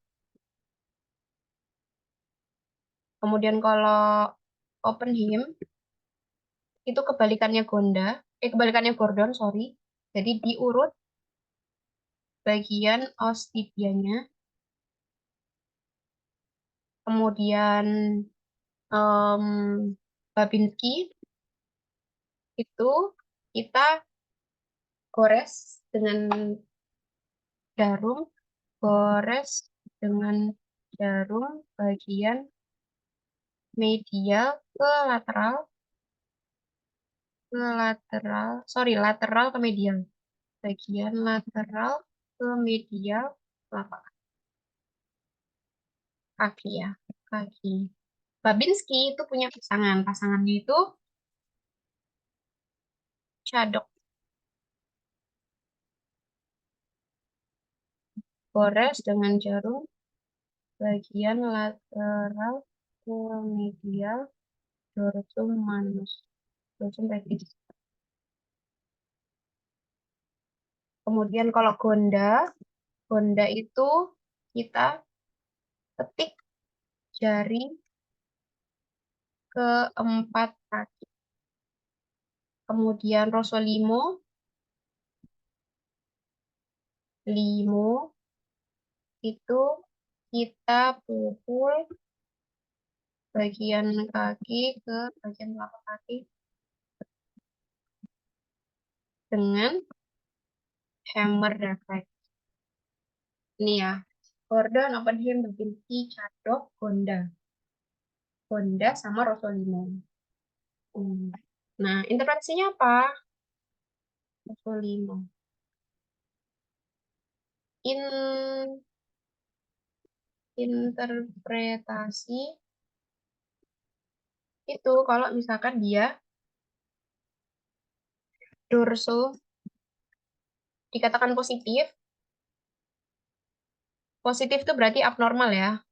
Kalau misal atau abnormal, kalau misalkan dia ada apa namanya?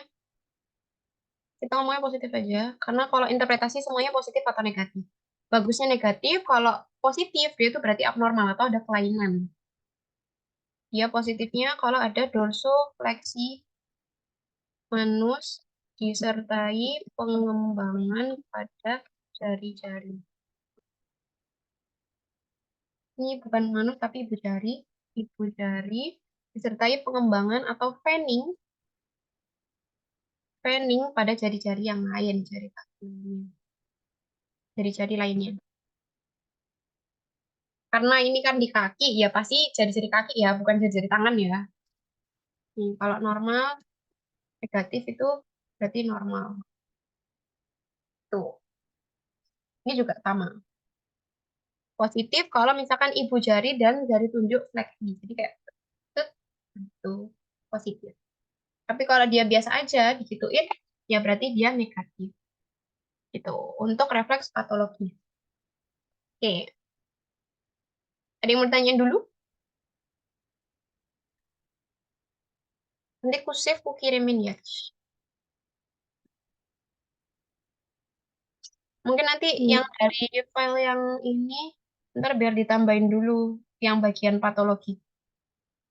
Baru dikirim. Hmm. Ada yang mau tanyain, mungkin tadi arahan pemeriksaannya nggak jelas, ada yang mau diulang. PPO. Ini pas 2134.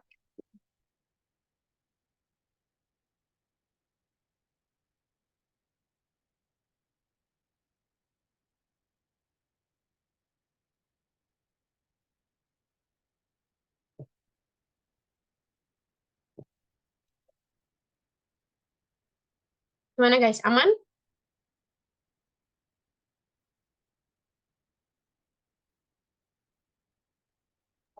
Iya, kayaknya masih aman deh, Kak. Aman ya? Oke, Iya. oke. Asar. Dea.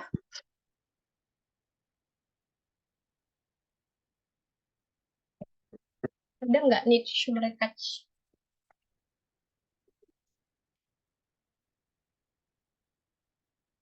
yang pemeriksaan-pemeriksaan lainnya, contohnya kayak Menial Sign, terus pemeriksaan-pemeriksaan provokasi, kayak yang CTS, ataupun Nervous Ischiadicus, yang pada LBP, Cerebral Sign.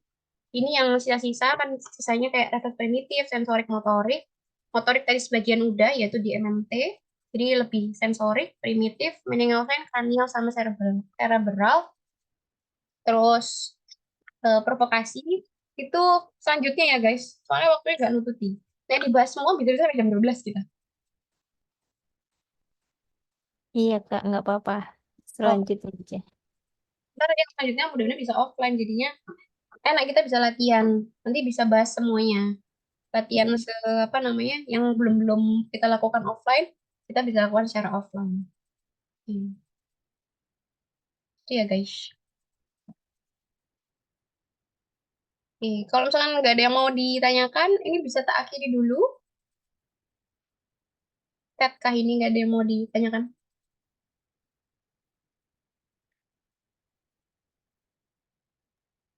Masih belum sih Kak.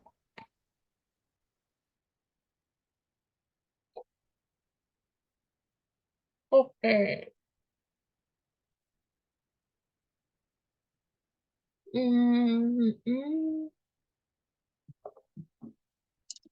Oke guys, kalau belum ada yang ini, hmm, oke. Apa namanya? Aku izin akhiri dulu ya. Ini ntar file aku kirim, recordnya juga aku kirim.